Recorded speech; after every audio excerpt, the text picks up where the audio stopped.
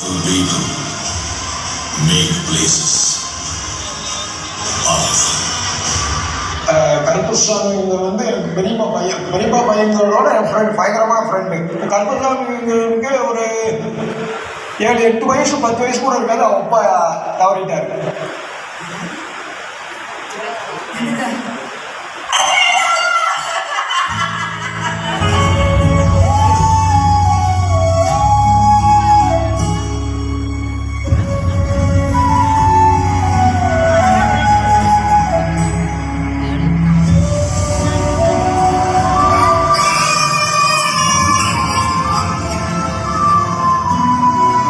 மதி கஷ்டப்பட்டு மாடு வச்சுருக்கோம். அந்த பால் மாடு வச்சு அதை வச்சு பால் கறந்து ஊற்றிட்டு அதே மாடு இவங்க புல்லு அதுக்கு போக செமக்க அந்த மாடு வாங்க கோழி வேலையை போய் தான் மாதிரி 4 பிள்ளைகளும் காப்பாற்றினாங்க.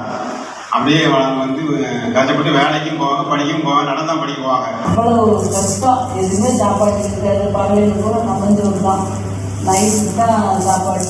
அது ரேஷனரி சாப்பாடு தான். ரைட்டு கிடையாது, தீவு தான் இருக்கும். கூரை விடு ரைட்டு தீவு கூட கிடையாது. மண்ணெண்ணெய் விளக்கு அதை வச்சுக்கிட்டு தான், மண்ணெண்ணெய் விளக்கு வச்சுக்கிட்டு தான் சாப்பிடுவோம்.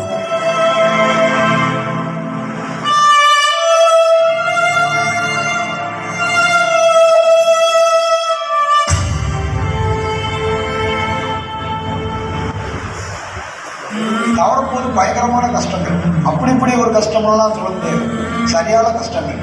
அந்த கஷ்டங்கள் மீறி படிப்புக்கு படிக்க வைக்கிறதுக்கு வாய்ப்பு கிடையாது. சின்ன வயசுல கொஞ்சம் சின்ன தம்பி கொஞ்சம் அங்கே சென்னையில் வேலை பார்த்தான். அதில் போய் கம்பி கிடையாது, லோடுமேனில் வேலை பார்த்தாங்க.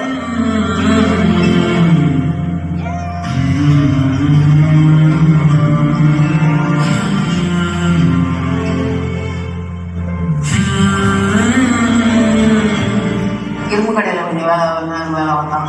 கஷ்டம் வந்து சின்ன வயசுல இருந்தே கஷ்டப்பட்டுருக்கான். கேரளா போய் காய்கறி கடையில் போய் இருப்பானால் ஒரு 4-5 வருஷம் வேலை பார்த்தாங்க.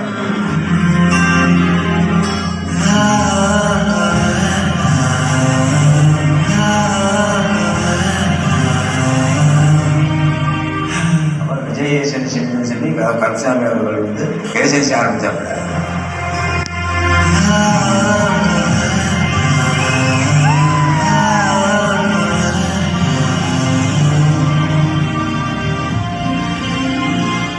நாங்கள் உள்ள தான் இருக்கோம். நானும் சின்ன சின்ன பொருளை உள்ள பைக்கில் வச்சு சைக்கிள் வச்சு கொண்டு வீட்டு உள்ள கொடுப்போம்.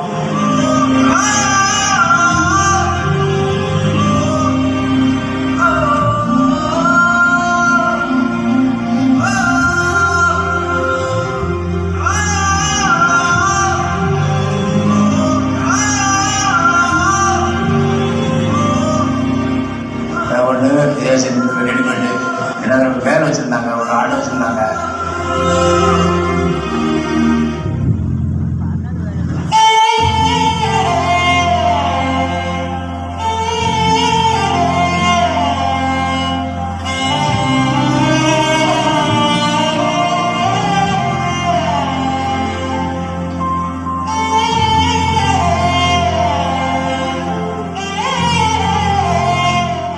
கூட வந்து அம்மாத்துக்கு வேலை ஒரு காரணம் தாதா வேலை பண்ணிக்கிட்டு இருந்தாங்க.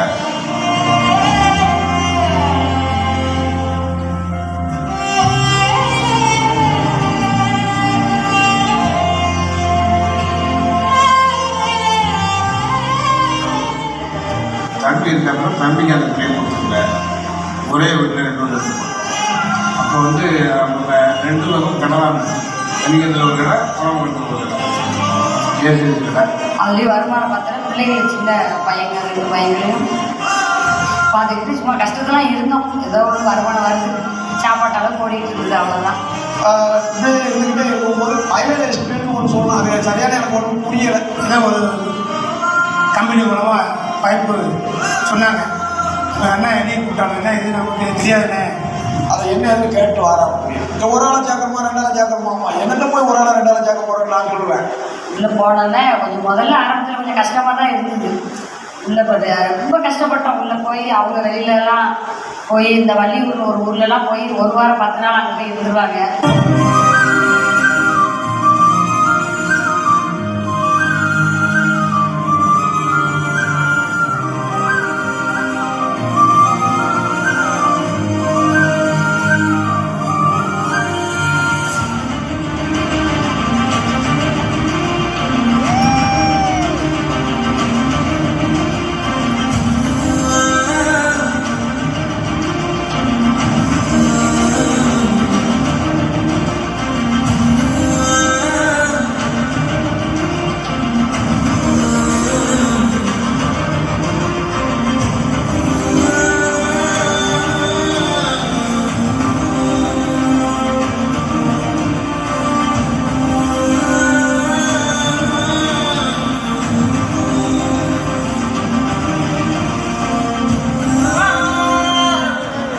சின்ன சின்ன பிள்ளைகள் ரொம்ப கஷ்டப்பட்டு நான் வர முடியாத பிள்ளைகள் பள்ளிக்கூடம் போவாங்க, ஃபீஸ் கட்ட கூட முடியாது, ரொம்ப கஷ்டப்பட்டு ஃபீஸ் கட்ட.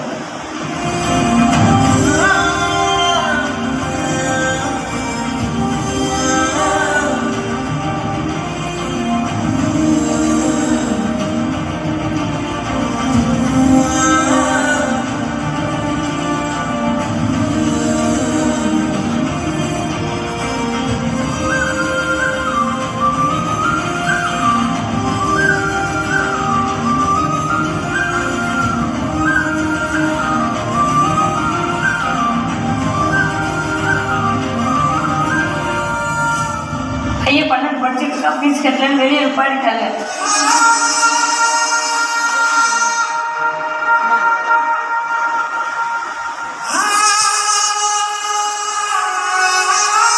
அவ்வளவு கஷ்டத்தில் ஒரு கம்பளெல்லாம் கலத்தி அடமான வச்சு தான் பிள்ளைகளை படிக்க வச்சோம். பஸ்ஸில் பிடிச்சி மதுரைக்கெல்லாம் பஸ்ஸில் மீட்டிங் போவாங்க. ரொம்ப எனக்குலாம் ரொம்ப கஷ்டமாக இருக்கும். அந்த பஸ் அளவுக்கு தான் காசு கொண்டு போவாங்க. திருப்பி வர்றதுக்கு கூட பஸ்ஸில் வர்றது கூட இல்லாமல் சக்கரங்கோயில் பஸ் ஸ்டாண்டில் வீட்டுக்கு சும்மா தரையில் படுத்துட்டு வீட்டுக்கு வந்திருக்காங்க. ரொம்ப கஷ்டப்பட்டோம்.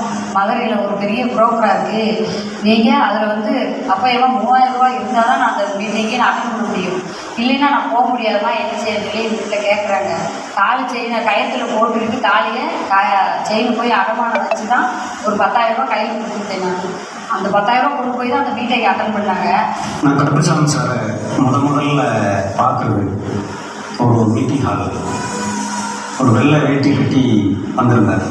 இந்த ஒரு இதில் என்னென்னா எங்கேயுமே யாருமே சொந்த பந்தம் கூட கூப்பிட மாட்டாங்க. எதுவுமே கிளம்பி இருக்கு சொல்லுவாங்க, நீ கிளம்பி இருக்குன்னா நான் கூட்டிகிட்டு போகிறேன் அப்படின்னாங்க. சொந்த பந்தத்தில் அடிக்கலாம் ஃபேமிலியோடு ஒன்றா போகிறோம் அப்படின்னு சந்தோஷமாக இருக்கும். ஒரு மீட்டிங் இருக்குது, நீ போயிட்டு வந்துடு, திடீர்னு போயிடுவாங்க. இவங்க எல்லாம் சொல்லுவாங்க, ஏன் நீங்கள் மட்டும் வரீங்க, ஏன் உங்கள் வீட்டில் யாரும் வரமாட்டாங்களா அப்படின்லாம் கேட்பாங்க. அப்போது அப்புறம் கஷ்டங்களா என்ன இந்த பிஸ்னஸ் வீட்டில் கூட இல்லாமல்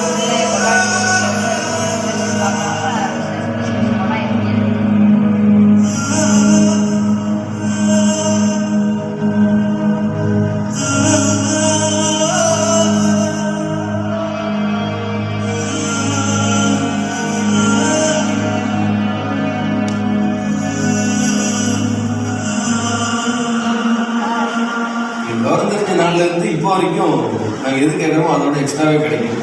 ஆனால் அந்த டயத்தில் அப்பா மட்டும் கூட இருக்க மாட்டாங்க. ரொம்ப ஏழ்மையாக கஷ்டப்பட்டு தான் அந்த முன்னேற்றம் பண்ணாங்க. இது ஆரம்பித்து சட்டமாக மேலே வந்து எனக்கு முதல் இந்த அளவுக்கு வருவான்னு நான் நினைக்கிறேன்.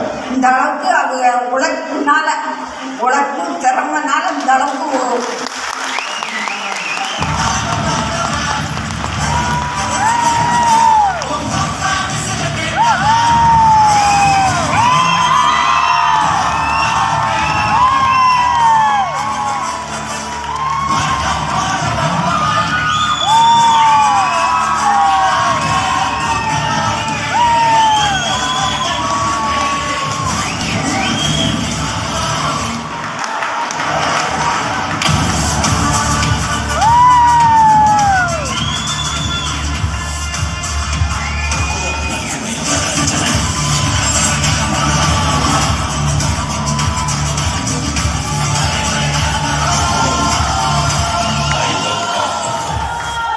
கடவுள் அந்த கஷ்டப்பட்டு அழுகிறதுக்கு கடவுள் கொடுத்தாரு. அந்த ஒரு டார்கெட் கம்பெனி கொடுத்ததுனால அவங்க வணிகத்தில் ஒரு 50 லட்ச ரூபாய்க்கு ஒரு வீடே கட்டி முடிச்சோன்னாங்க.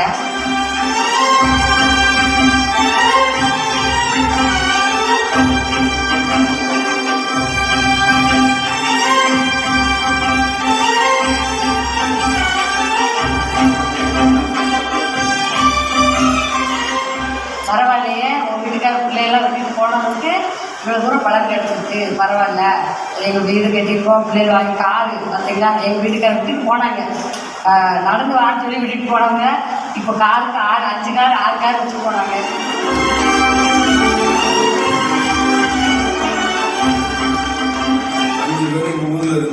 பனிக்குளத்துலேருந்து எங்கள் ஊருக்கு ஏதாவது திருவிழாவுக்கோ ஸ்கூல் லீவுக்கோ போவோம்.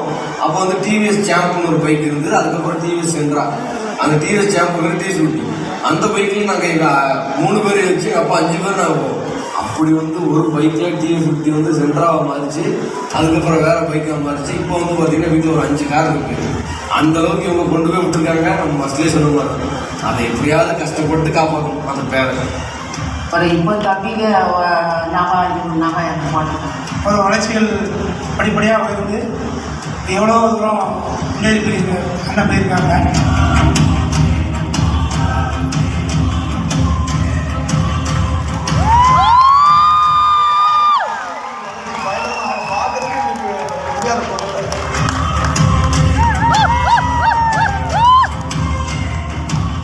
அவளும் இந்த கடவுள் புண்ணியத்தில் மேலே மேலே மலை மேலே வச்ச வழக்கம் மேலே ஏறிக்கிட்டே இருக்காங்க. எங்களுக்கு சந்தோஷம், அவளுக்கு சந்தோஷம், ஊர் மக்களுக்கும் சந்தோஷம். உழைப்பாளர்கள் எல்லாம் கேட்டுக்கிட்டு இருக்கோம். இவங்க ரெண்டு பேர்த்தையும் நான் நேரில் பார்க்கணும்.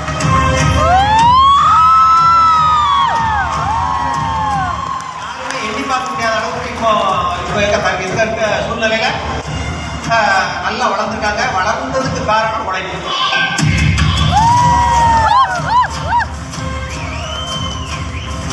போன வளர்ச்சி, பயங்கர வளர்ச்சி. அவரால் இந்த ஊருக்கு நல்ல பேர் தான். எங்களுக்கு இந்த ஒரு பிஸ்னஸ் கிடைச்சது எங்களுக்கு கடவுள் கொடுத்த வரம். இந்த பிஸ்னஸை இன்றைக்கே இந்த கடவுளுக்கும் இந்த அவங்களுக்கு கொடுத்த நமக்கு இந்த லீடரு மேலே உள்ளவங்களுக்கும் கொடான கொடி நன்றி.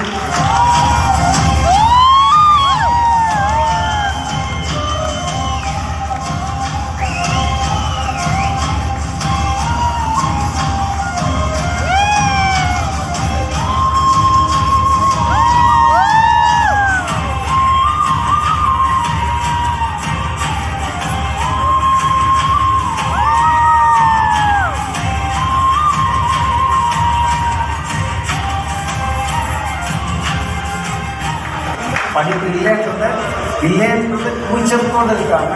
படிப்பு இல்லைனாலும் படித்தவங்களுக்கு கிடைக்கிறதோட அதிகமாக இந்த பிஸ்னஸ் மூலியமாக நான் சம்பாதிச்சு காமிப்பேன் அப்படின்ற சேலஞ்சு சாதிக்கிறேன். இந்த அளவுக்கு நம்ம பிஸ்னஸை நேசிக்கக்கூடிய நபர்களை வேறு எங்கேயுமே பார்க்க முடியாது.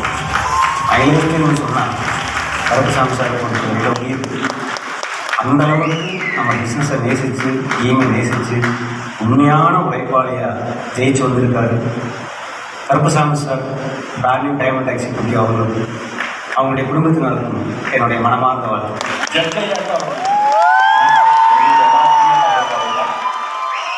அவரோட வெற்றியோட காரணம் என்னன்னு பார்த்தா, எனக்கு அவர் 20 வருஷத்துக்கு மேலாக தெரியும்.